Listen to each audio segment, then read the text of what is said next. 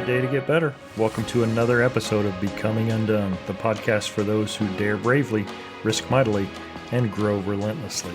I'm Toby Brooks. I'm your host, your tour guide, as we invite new guests each week to examine how high achievers can transform from falling apart to falling into place. What would you do if you were an aeronautical engineer, a literal rocket scientist, but you just couldn't quite shake the feeling that there was more to life than lending your considerable brain power to the creation of weapons of mass destruction? If you're Colorado native Bill Ryden, you'd set your first professional career aside and get back in the gym. Growing up in the Rockies as a self-professed adrenaline junkie, Bill spent his youth racing dirt bikes, but eventually he found his way into a gym where he quickly fell in love with the sport, especially the high bar. After a highly successful collegiate and brief exhibition career as a competitive gymnast, Bill thought he'd hung up his grips for good and turned to a life of a working stiff at Lockheed Martin. But the lure of the gym kept calling him back, and a chance to jump back into the sport as a coach was just too much to resist. A job offer at the University of Arizona in 1990 as an assistant coach changed his life forever. Leaving the safety and security of the engineering world for the uncertainty and the grind of college coaching was hard enough, but he followed his heart. Mentoring, coaching, and pushing young gymnasts to success in the gym and in life consumed the next 2.5 decades. Eventually, being named head coach of a Pac-10 program in 1998, where he stayed until he retired in 2015. It wasn't all sunshine and rainbows from there. It was road trips and recruiting trails, exhilarating wins and gut-wrenching losses, and relationships, always relationships that made the journey simultaneously so very hard, yet so very rewarding. And like every wild motorcycle ride at Mach speed with his hair blowing in the wind that he'd taken years before, as exciting as it was, eventually it had to end. Hear Bill tell his story of dirt bikes and trampolines, Cold War science and chalk grips, and just how happy he is to have coached in an era before transfer portals and NIL agreements. In this episode 7, Fearless. Really excited today to welcome my first coach. My first job as an athletic trainer out of undergrad was with the University of Arizona gymnastics team. And fortune brought us together, but I've been thankful for that 2 years of my life for the rest of my career, because my head coach, Bill Ryden, was an absolute rock star of a coach. He was a molder of people, and honestly, his story was something that I'd heard bits and pieces of along the way, but I'm really excited today to get a chance to hear Bill's story as an athlete, as a coach, and as someone who has exited college athletics and lived to tell. So, Bill, welcome to the show today. Well, thanks for having me, Toby. It's great to see you and hear from you. Well, with all of these, I always just have our guests start at the beginning, wherever that was for you. Well, I guess the tale that brings us together is kind of weird. I mean, I've always been kind of a thrill seeker into high adrenaline type sports, and I grew up riding and racing motorcycles. And my sister was a gymnast, a very good gymnast. So grew up with a trampoline in my backyard. And as I'm racing motorcycles, I'm bouncing on a tramp and watching my sister compete in whatever. And all of a sudden, I turned 16. I'm good enough racing that it's becoming serious, but yet I'm just there for fun. And the guys I'm racing against are there for a little bit more serious attitude, and a fear of getting run over constantly. The stress of that sort of drove me away from racing. If I knew then what I know now about competing, what gymnastics taught me, yeah, it'd be a whole different story. But back then, I knew nothing of it. I was just out there riding, you know? There's an irony in the fact that you chose to leave a sport for the safety of gymnastics, isn't there? No, well, you know what? It's funny because that's exactly what went through my mind. I'm like, okay, I need something new to do. What's a new sport that I can die doing? Hey, I can do men's gymnastics, which I'm into that thrill thing or whatever. And it's just, long story short, I got into it a little later than what gymnasts usually typically get into. Didn't really feel like I had much of a chance. There's one definite item you need to be in men's gymnastics, and that's just willingness to not be afraid and willingness to get hurt. And I had that. And that sort of helped propel my gymnastics career. Left racing, went on to gymnastics, went on to compete high school, then competed at ASU, Arizona State, loved my time there, learned so much from my coach. And I constantly believe that you end up coaching like you were coached. Bill's right. The science actually supports this concept. Whether we're talking about coaching, teaching, or parenting, we all undergo what researcher Dan Lordy referred to as the apprenticeship of observation. In this model, we either have a good example to aspire to or a bad example to overcome. Either way, we know that it's much more likely that we coach, teach, and parent the way we were coached, taught, or parented. And if I step back a few years before that, while I was still in high school, grew up, both my parents were educators. My strengths in school were always science and math. And I'm very right-brained. I'm very type A. And as soon as I got my driver's license, my mom's like, guess what your job is? You get to drive your sister to gymnastics practice. I was like, oh, joy. So I'd sit there watching, and it became obvious as I was watching the athletes, watching their movements, their biomechanics, and going, oh, well, that's why that isn't working. And that's why that isn't working. And that's why that isn't working. And soon my sister's coach came to me and said, hey, you want to try coaching? And so I sort of got sucked in as I was actually progressing myself, but then started coaching and ended up coaching at a very high level, very young. My very first top level team, I coached at 18. And there's so much connection, my whole story with the University of Arizona and that whole situation, because a member of that team was a 10-year-old state champion who went on to become a University of Arizona Hall of Fame member. And a prime reason, and the reason why I ended up at the University of Arizona. Wow. So now we'll jump forward. Her name's Diane Monty back then. So I get out of college. At the end of college, I'm done. I'm like, okay, it's time for me. I've gotten an engineering degree. I'm searching for jobs, whatever. To pass the time and make some money as I was finishing up my studies, the current head coach at ASU, John Speeney, had left was the head coach of a Phoenix club that he left to take the ASU job. And I kid you not, literally as I'm getting off the plane for my final NCAA nationals, he comes up to me and says, now that you're done, will you take over this team that I left to become the ASU coach, which was Arizona Twisters? And I said, sure, I had coached that level and whatever. So I ended up being their team coach and was coaching and whatever. And the problem for coaching for me was the girls always became my family. It became a thing where it became very hard to leave. But yet when I finally got an engineering offer, the owner of the club, Ro Kreitzer, said, you've been studying, you need to take this, whatever. So leaving the girls was hard. And at that point, I decided, okay, I'm done with coaching. Isn't it funny how sometimes we can be so positive that one season of our life is ending, but yet when we don't have the benefit of foresight, we have no idea of recognizing whether that's truly the case or not. For Bill, it may have seemed like the end, but such couldn't have been further from the truth. I'm like, okay, I'm an engineer. Lot better money than coaching. Right. So I moved back to Colorado, and that was where the job was. I love Colorado, but I didn't move back just because it was the state. It was the best job. For so many of us, the end of a sports career can feel like the end of our lives. It's central to our identity.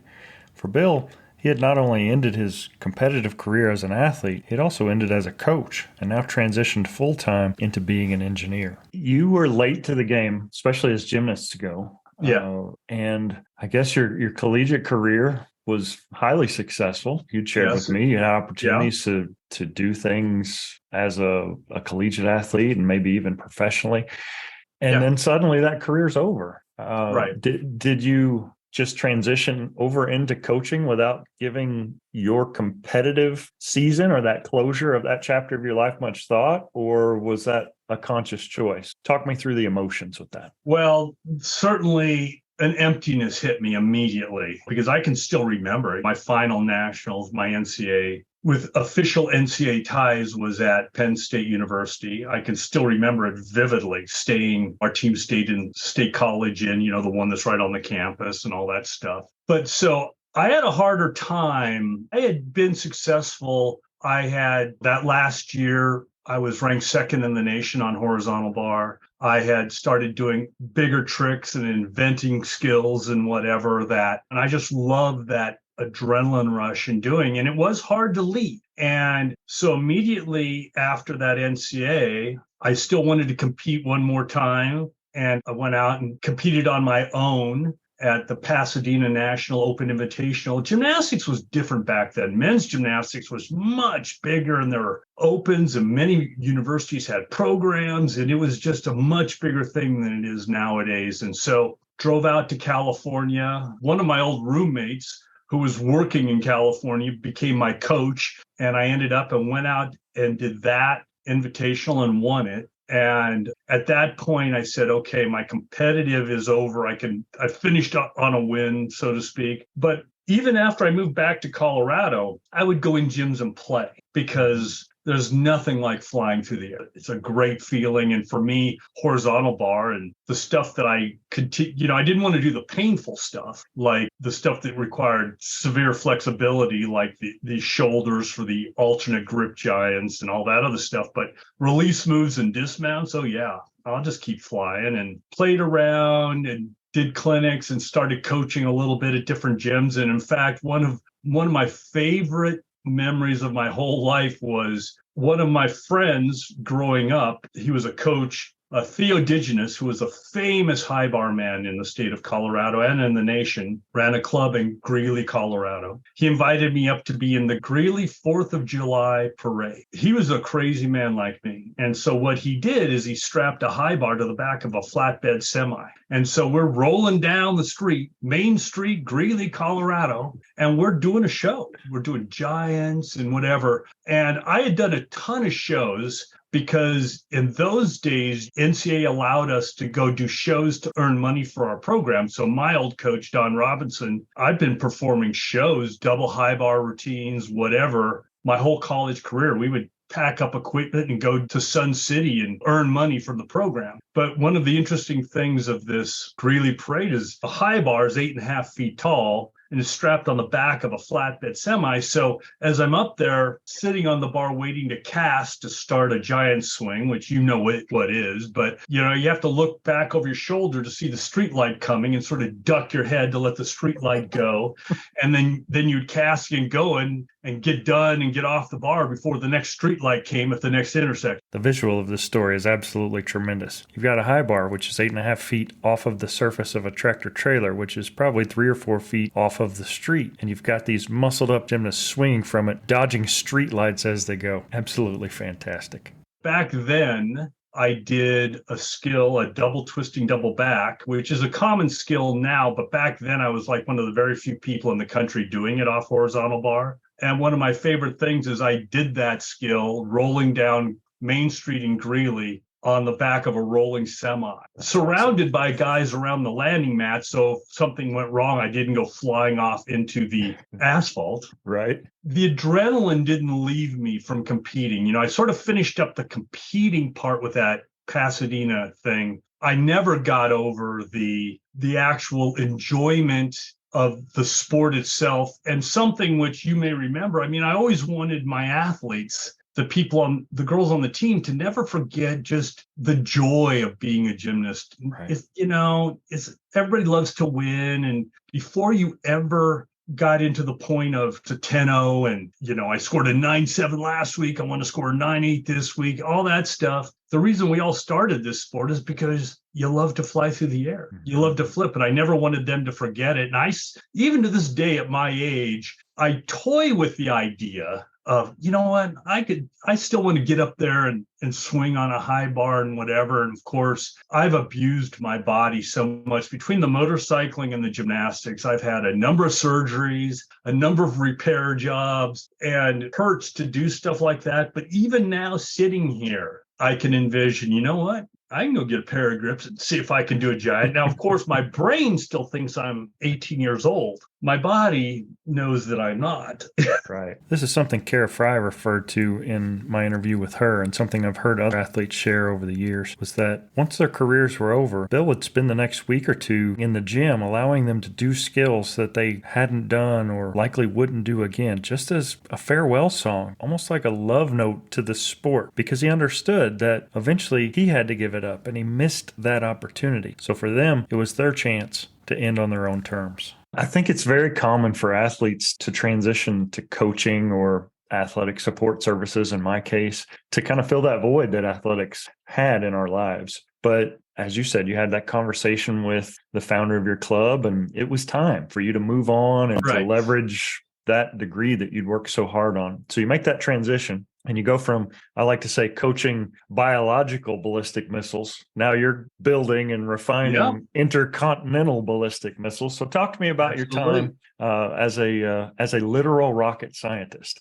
Well, it was very interesting. I really love the science of it and flight. And it's very humbling to be working on a nuclear missile, seeing test flights and analyzing data and having a secret clearance because it's a government contract. And it was interesting because during that time, word got out that I was back in Colorado, and all the clubs that I had coached against and coached with before I even went to ASU started calling me and saying, well, would you come and look at my kid or whatever? And I would be like, I'd go in and say, okay, well, if this were my kid, I might try this skill or that skill, blah, blah, blah. Well, as it always does, coaching sucks you back in. And all of a sudden, 3 or 4 years into my engineering career, I'm also coaching. So work all day. And then back then, when athletes actually still attended public school, so every high level gymnast in the country trained at night because they had to go to school during the day like a normal kid,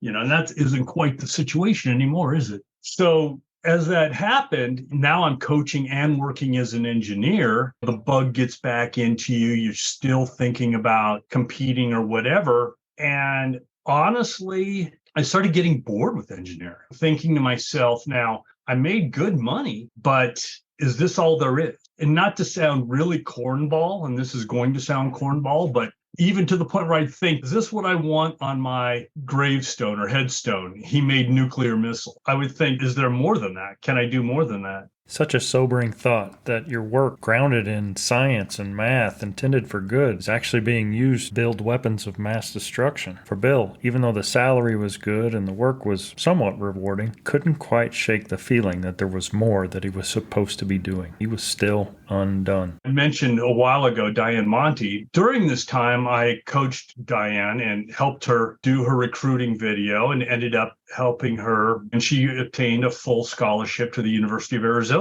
And so was following her, and she became the star at the U of A team. While I'm doing all this, working 16 hours a day, at one point, University of Arizona was competing against University of Denver. So I'm going to go watch the meet and root on Diane and whatever. And after that meet, Jim Galt, the head coach at University of Arizona, invited me out to dinner and basically said to me, I'm going to need a new assistant coach next year. What do you think? And I thought to myself, you got to be kidding. You want me to take a 60% pay cut to move? And honestly, when I was at ASU living in Phoenix, all I ever thought, Tucson's this small little town down south. What's up with that? You know what I mean? I'd only been to Tucson like 2 or 3 times during my entire college career, had no idea, never thought about it. But then as I find out later, Diane was the one who put the bug in Jim Galt's ear. In Diane's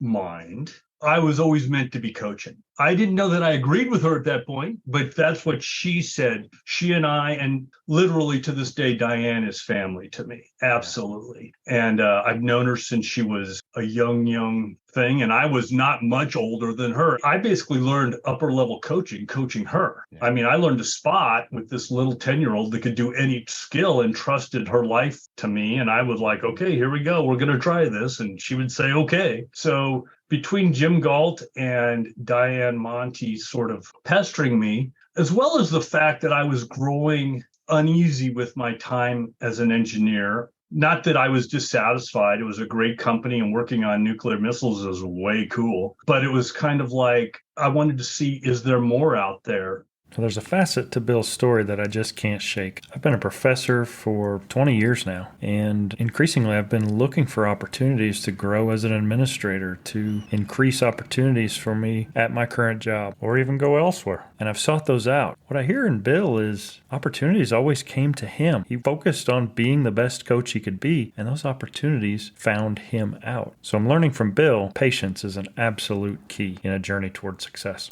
So I decided to, in the summer of 1990, to leave engineering and move to Tucson, Arizona, and become the assistant coach. And at that point, I thought, 2 years max. I'll do this to scratch this itch, get it out of my system, and then I'll go back to engineering. And the rest is history.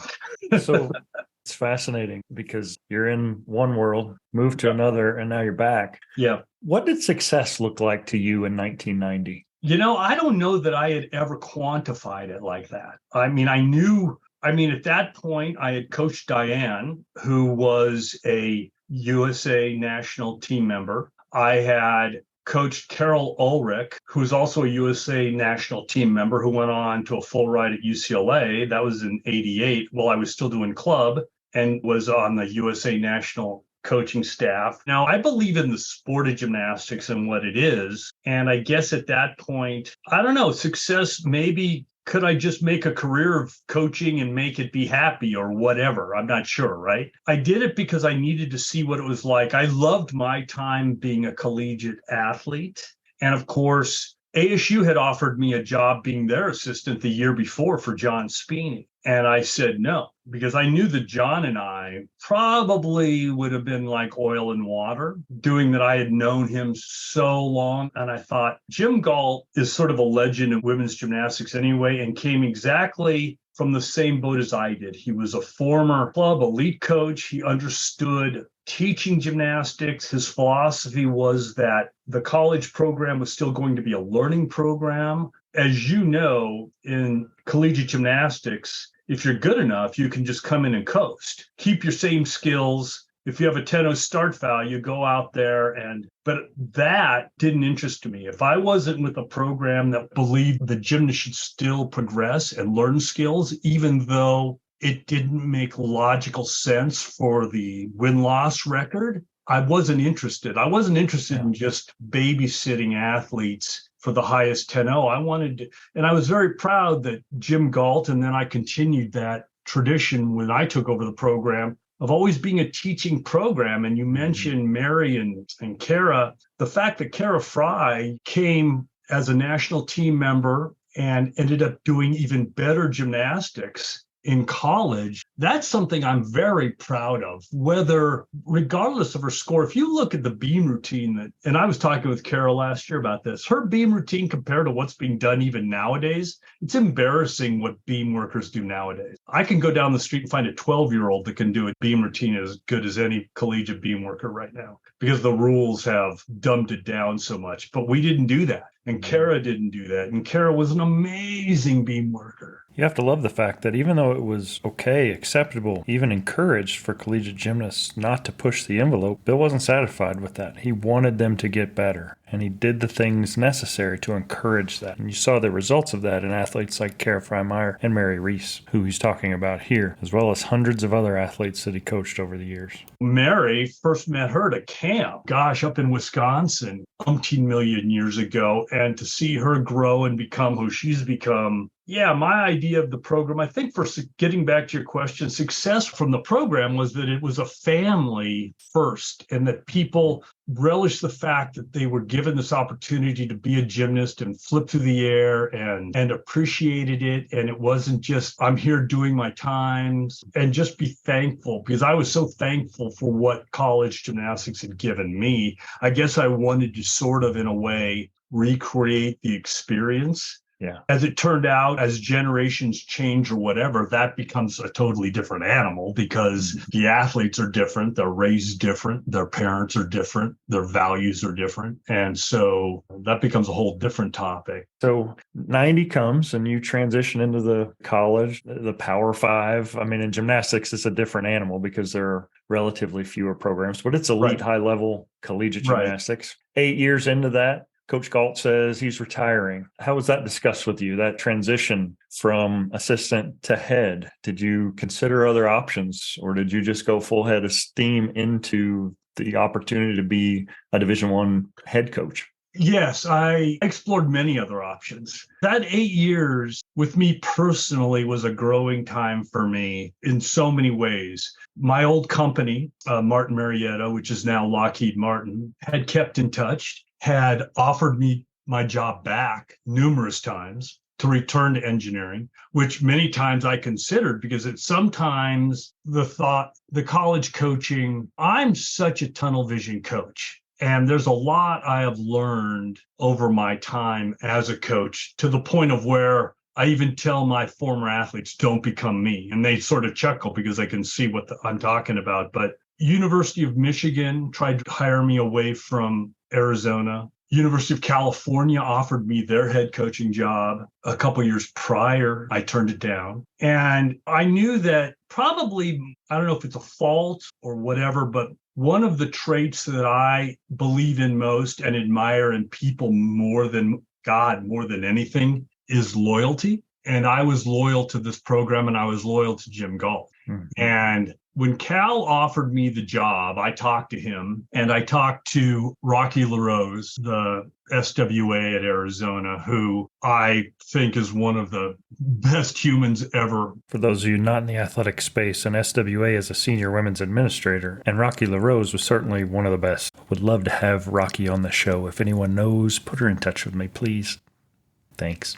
I couldn't have dreamed of working for a better person. Between her and Jim Livengood, oh my gosh. I mean, I was lucky. I was really lucky. But when they offered me the job, before I decided, Jim came to me and said, well, just so you know, I'm going to step down after next year. Jim had fought with health issues during my time. When I originally came on board to be the assistant at U of A and to help coach Kerry Strug. So I would coach the college team from 2 to 6, I would coach Kerry from 6 to 10 every day. Yeah. So I was still doing the working a lot or whatever. That's Olympic sweetheart Kerry Strug. Before her gutsy performance in the 1992 Olympics in Barcelona, Bill was her coach. He had never said to me, you're going to take over the team or whatever. But when he originally talked to me back in 89 or whatever, he said, I'm not going to be there that much longer. Who knows what's going to happen? And then I had Diane chirping in my ear, you need to do this. This is what you were meant to do, blah, blah, blah, blah, blah. That's the kind of friend Diane Monty was for you, Bill. I could use a Diane Monty in my life. And then I'm coaching Kerry. I just got done coaching Carol Ulrich on the national team. Here was Kerry Strug, arguably one of the top junior gymnasts in the entire world at that moment. I had thought about it. And then during my time as the assistant, Kerry went through her issues. We decided to recommend her going to Bella. She goes to the 92 Olympics. She wasn't happy there. They come back. They talk to me about taking over as Kerry's coach. I declined that offer. She goes back to Bella. Meanwhile, at the U of A, we were struggling at the U of A. We had some good teams. And then all of a sudden in 96, we had the top recruiting class in the country. And that sparked my fire because all of a sudden we were really, really, really good, really fast. Right.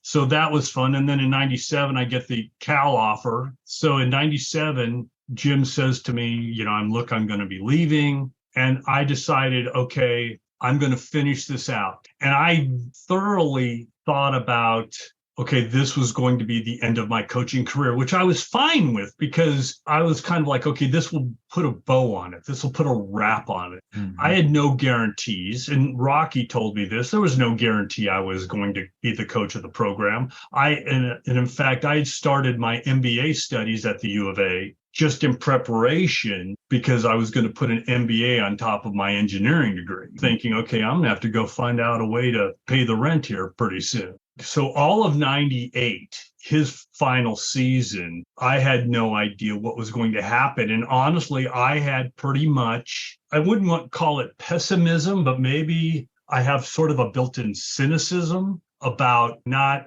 overlooking or not assuming that things are going to, I always prepare for the worst, you know what I mean? Not just anticipate. So I never thought about it. And As then every good rocket scientist does. yeah, well, there you go. Yeah, you don't want things going down over San Francisco or whatever, right? So I had planned for nothing to happen. But as the season went on, then talks started. And of course, they interviewed me. And a lot of things happened behind the scenes that I was unaware of that happened. Rocky interviewed the team, asked them their opinions of blah, blah, blah. And they were very strong. What I hear from them, they were very strong on me remaining. And then Rocky basically said, we just want you to take over the team. And of course, we had to get special permission from the Board of Regents to not open up the position and sort of promote me. And it was a whole thing, right? But yeah, at that point, I took over. And being the head coach at that point didn't even faze me, other than I wanted to live up to what Jim had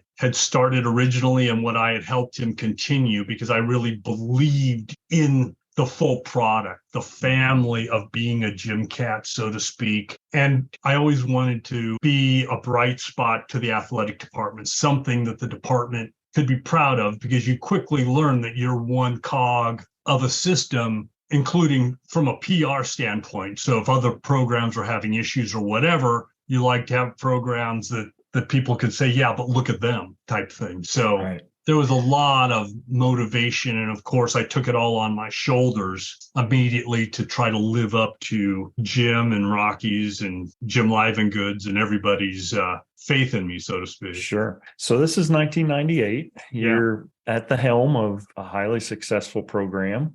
Certainly a culture there that Coach Galt and you had built. At this point in your life, had you really encountered disappointment or opposition, or do you feel like you had just succeeded at everything you did? Well, no, I don't feel like I succeeded at everything that did. I always felt like I came close in a lot of things, but always fell a little short. And maybe that's because being anal retentive and being a gymnast, our worlds, or my world, have always revolved around perfect, the perfect 10, whatever, right? You're always striving for the perfect, but yet if you get down to the reality of the situation, perfect can't be achieved. So I'm always feeling like I'm falling short or whatever. I didn't finish my NCAA career at Penn State at the national meet the way I wanted to. I don't know. I guess I felt like I had been very fortunate to be where I was, but I always felt like there was always something more. So I never ran out of motivation, if that makes sense. Mm-hmm. Yeah. It's not like I was tripped, fallen down, and at this point had to get up and rebuild. But I always felt like, yeah, but I'm not here. I'm not there. There's always something more I could be doing. The first time I set foot in a gymnastics practice facility, I was struck with a realization that literally every piece of equipment in the building had the word death written right on a sticker, plastered on the side. So it's not hard to figure out why someone in Bill's situation would be a perfectionist. Your life literally depends on doing things the right way, and that's a double-edged sword. What starts off feeling like a search for excellence can very quickly turn into an unattainable search for perfection. I guess that drove me as much as anything, if that makes Absolutely. sense. Yeah, it does. So you take over, you're at the helm, and the next several years you work to craft and build and improve this program. Certainly no small measure of individual success. Eventually you kind of reach that promised land of a team NCAA appearance, and then it starts to get a little bit more commonplace. How would you characterize your head coaching career at the University of Arizona? What are some words you'd use to describe it for you personally? I feel really good about what I accomplished and did. I also feel like I did complete. I never feel, I don't know that I would have ever felt like I had achieved everything or whatever. On paper, it looks good, right? I mean, I feel like I've done okay. I'm the winningest coach in school history, tons of All-Americans, national champions, conference champions, regional champions, coached 3 AAI finalists, 1 winner. All of that is great. I mean, but I feel really happy about that. I tried to build a program that was a family. To me, it was very much about, this is a place that you can always go back to. Like, even to this day, I can still go back to my teammates and my old coaches and see we have relationships. And yet back in women's gymnastics, back then, a lot of women were leaving the sport not satisfied or get me out of here or feeling used or I'm glad I'm done with that or whatever. And I really wanted that to never be from my athletes. I wanted them to have this family so that they would have this family and feel this family long after I was gone. Whether I accomplished that or not, I don't know. You'd have to ask them. You know what I mean? But that was always the goal. It was never simply about the wins and losses and whatever. And I always felt fortunate that Arizona, to a point, allowed me to do that. And hopefully that's what I brought. That's what I felt. Right. Does that make sense? Yeah. Absolutely. So through all that success, eventually it comes to an end. As of 2015, you announced that you were going to step down. What was the thought process there? Well, it was the years leading up to that were a struggle for me. Things were changing. The environment was changing. Gymnastics was changing. Collegiate gymnastics was changing.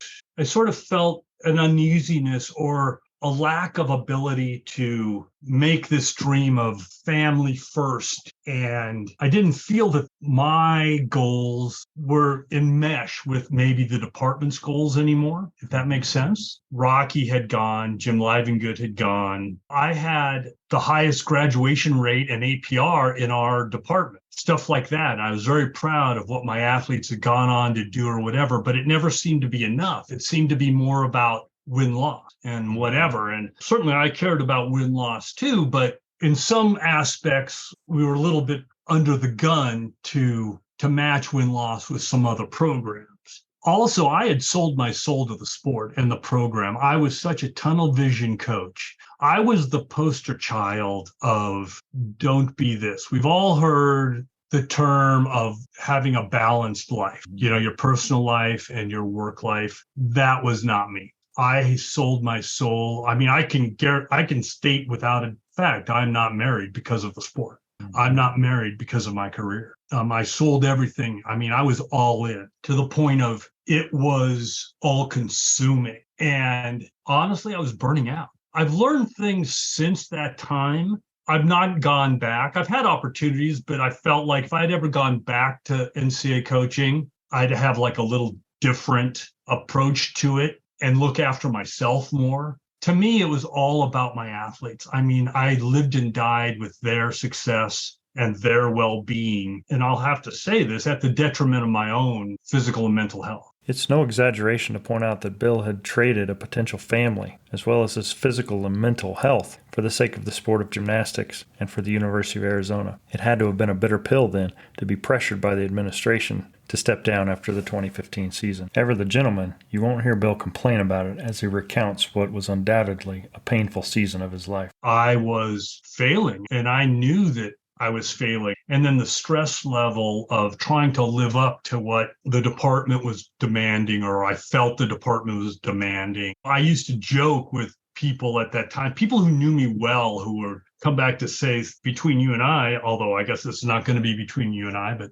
I used to say, I either need to start therapy or start drinking heavily or both, because it's getting to that point, the stress is just getting to that point. And it was funny because even to this day, I'm still in touch with Rocky. She was very much on board with go live your life. I couldn't have more respect for a single person than I have for Rocky LaRose. Mm-hmm. And to this day, she sees things in people that maybe others don't see in themselves. I certainly do not. Yeah. And and I think in a lot of the ways she was right. I wasn't really too amenable to hearing it. Right? You always feel like as a coach or whatever, I can work my way out of this. Part of my problem as a coach is I felt like no athlete was beyond help that I could fix or I could make the situation work. And sometimes the situations just don't work. I look back now and I remember it at the end of Jim Colt's time and him saying to me, the athletes have just changed and I don't get it anymore. I don't see how they're,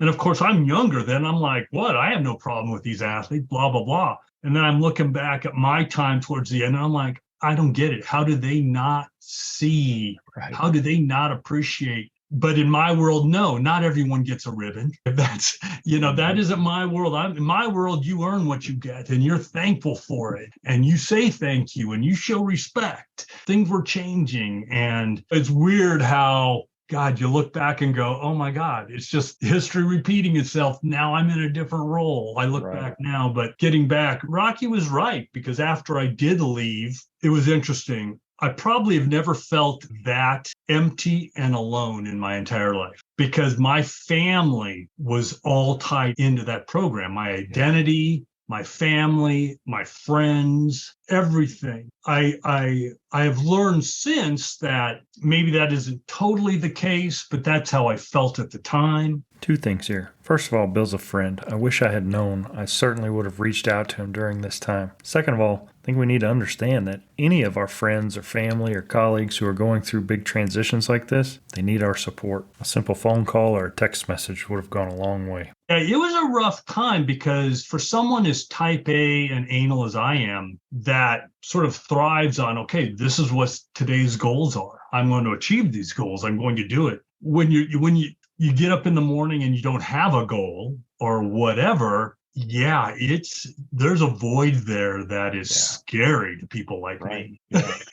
There's a scene in Cheers. I don't know if you were a Cheers fan, but Sure. the series finale, it's so heart-wrenching to me, where Sam is getting ready to leave the bar and he looks back and he just kind of takes it all in and he flips the lights off and he walks out. Yeah. And I'm getting emotional just thinking about a sitcom, which is funny to me, but I've often wondered, and I've put myself in that situation when I'm leaving seasons of life. Yeah. What are the thoughts going through his mind? So as you flip that light switch off at McHale Center for the last time, I'm curious what your thoughts were.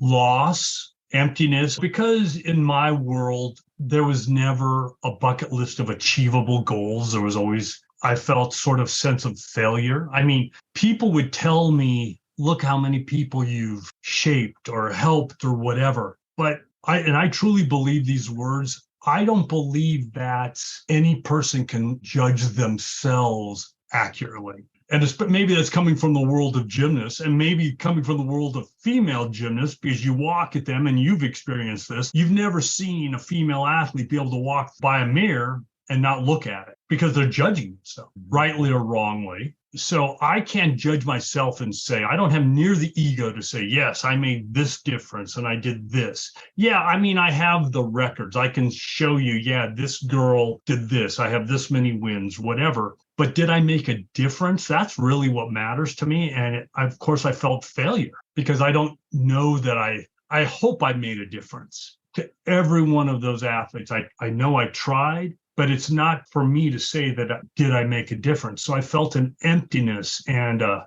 sense of failure and a sense of what's next and a sense of where do I go from here? And for a while there, I clawed and tried to find opportunities were presented to me, and then they weren't right, and other things. And so I spent a year sort of like wallowing. Honestly, I am not a doctor. I don't know, but I would assume I probably had symptoms of depression. Despite being the winningest coach in school history, having spent his entire career at the University of Arizona, Bill was shown the door, and understandably, it hurt. Financially, I was fine. So I didn't have to sort of like, okay, I'm going to go work down the street doing this or get a job at a local club or whatever. But in a way, maybe that left me alone to my thoughts even more that way than I should have been. So yeah, I spent a year of really struggling until I sort of got into other things that certainly have since totally turned around my viewpoint, both on my career and just the things I've been blessed to experience since then as well. Yeah, well, that's a great segue into the next question. What do your days look like today? Well, today, pretty open and empty right now, but I have a totally different look at it. About a year after I left Arizona, a very dear friend of mine who owns a gym up in Phoenix asked me to come help him coach his upper level kids. He had the strongest team in the state at the time, and he knew I didn't want to deal with lower level kids. That's not what I had been doing for the past 25 years at Arizona, obviously. So I went up there and I would help him 2 or 3 days a week.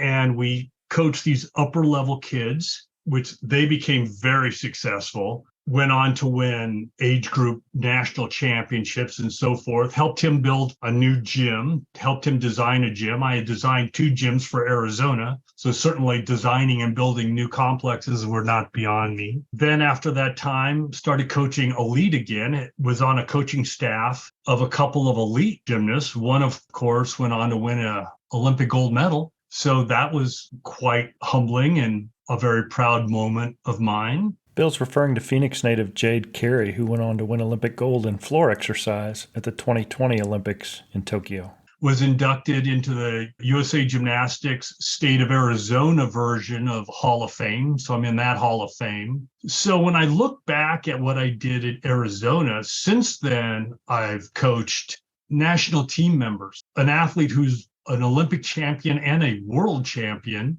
multiple national age group champions, athletes that have gone on to very prestigious scholarship opportunities and have become All-Americans in their own right, in their own college, which to this day call me and contact me. And, we go out to lunch or whatever and consider me a coach that made a difference in their career. Yeah. And that all happened post Arizona. Mm-hmm. So all of a sudden now I'm like back to my roots, back to coaching elite gymnasts, back to coaching gymnastics at a higher level than what is actually the level of college gymnastics. Mm-hmm. Now I'm sort of the reigning expert on college gymnastics. When people ask me, okay, what do I need to be a college? And I go, well, let me tell you how it was when I was coaching, what I looked for. So I do seminars on recruiting and whatever, but it's made me appreciate my time. I look back now at Arizona as a segment of my life, but certainly I've had what I would consider some great opportunities and successes since then that I never counted on. When I left Arizona, I was thought, is that it? Is that it? Well, then my career is 80% complete or 80% success, 20% failure or whatever. I didn't feel in any way satisfied with my time at Arizona. Yeah. But since I've gone on and now done even different things, higher level things since Arizona, to me, my time at Arizona is now in my mind more about those athletes. Fortunate enough, my time there earned me, I have lifetime basketball and football tickets to Arizona, so I can show up when I want, right? And I look up in the ceiling and I see all those names that are in that ring of fame. And it's like, yeah, I coached her. I coached her. I coached her. I coached her. I mean, I recruited, you know what I mean? That flood of memory. And then I see that retired jersey of Heidi Hornby hanging on the wall. And I remember recruiting Heidi and coaching Heidi and helping her and her winning her national championship. And now I have a sense of pride because, and I don't want this to sound bad in any way, but I feel like I was there at the pinnacle. Mm-hmm. You know what I mean? At a success rate that's been unheard of since. And I can only thank all those athletes. The chance to be a steward of a program, which I think is their program, their family or whatever. And I was just fortunate enough to be given the keys to the car, so to speak. But I look back and go, that was the heyday. Yeah. I was there during the heyday. Well, I hate to drag a second sitcom reference into our time, but in The Office, there's a scene where Andy looks straight at the camera and says, don't you wish there were a way to know that the good old days were occurring before they were over? I butchered that quote. Andy Bernard actually said, I wish there was a way to know you're in the good old days before you've actually left them. Thanks for not calling me out on it, Bill. That's so poignant to me. To be in the midst of something so special, we rarely recognize just how special it is. It takes time, it takes distance, it takes context for us to understand that, wow, there are national team members, there are world-class athletes here, and this team in its current composition will never be the same again. Next season, the roster changes just a little bit. Right. And the season after that, the roster changes just a little bit. And there's just kind of that surreal moment when you look around the locker room or you look around the bus, look around the plane on the trip, and you realize that we'll never be together again. And that's the bittersweet part of leaving athletics for me is you miss that connection and that season is Absolutely. So temporary, but you don't appreciate it in the moment because you're so busy doing the business of the sport. You're right. I agree with you 100%. And my whole thing, and that was a lot of why I feel like I can go back to my team and my team members at any time. And I wanted my program back then to be a family. I mean, I don't know if you remember this well, but one of my things as part of the program, I felt that all the athletes on the team should know who the alumni are. Mm-hmm. They paved the way. They were here before you. They're the older sisters of your program. You're all in this together. That meant a lot to me and whatever, but you're right. Back then, when we were doing so well and we had so many great athletes and whatever, I was always wanting more. I was always feeling this or that. And now I look back and yeah, we could have done more. There was always, unless you're winning, everybody else says they could have done more, right? Unless you won the thing. But I look back now and I see all of the honors that those athletes achieved, and then what all of my athletes have gone on to do since. Yeah. Is just blows me away. And when I run into people now, and it's weird. And the one thing about being at Arizona and even being in the state, gymnastics is a very small world. It's so funny when people get caught up in having a name in a sport like gymnastics. Being gymnastics famous isn't being famous. No one knows who you are. No one cares. But it's weird in the small world, like I'll walk into a gym and people will recognize me even to this day, which blows me away because I haven't actually been actively coaching. I'm still at meets because I get hired to be a meet director at meets. But then when I also run into my old gymnasts, like 2 years ago when I was at the Olympic trial, Jade and Riley were both in the Olympic trials. Not only did I run into one of the very best U of A gymnasts ever, Jenna Carradville, who's actually in the U of A Hall of Fame as well, and I would consider a dear friend. I ran into an athlete I coached back in the 80s when she was a youngster. And funny thing is, her daughter now goes to the U of A, not as a gymnast or whatever, and we're still very close. I coached this athlete when I was 18 and 19 years old, and she was 12.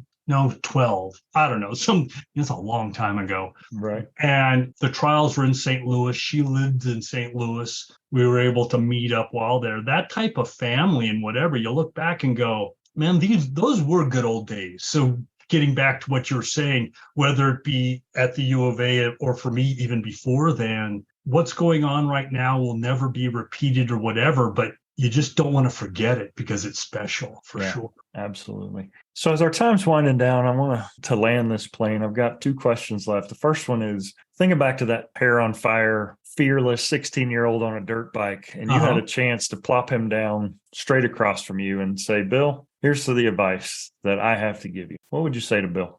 I would say 2 things. In the world of competition, get your mind straight. Don't be emotional about it. Don't let things get to you. And I think I would have been better at competing. Gymnastics would have taught me how to be a better racer without a doubt, because the pressure of being out there by yourself and the fact that you can die if something goes wrong and it's all on you, that kind of pressure put all of racing in perspective. And then for the person, I would have said, balance your life. There are other things out there than just coaching and trying to be successful and trying to always win that next meet, get that next recruit, learn that next skill. There is more to life. I certainly learned that after I left Arizona. Many things have happened since the time I've left Arizona, which have really slammed me in the face saying, perspective.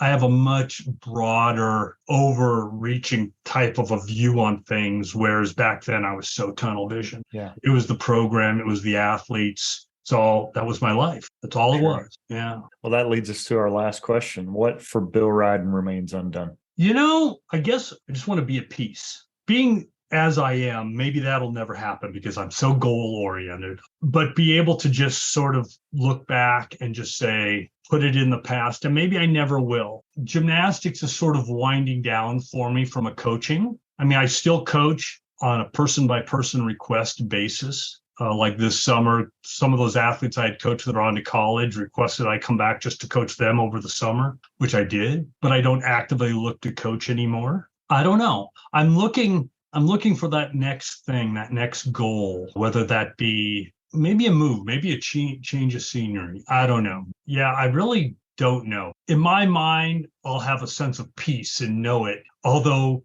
in my mind, I also can't fathom, okay, how are you going to, what does that exactly mean, you know?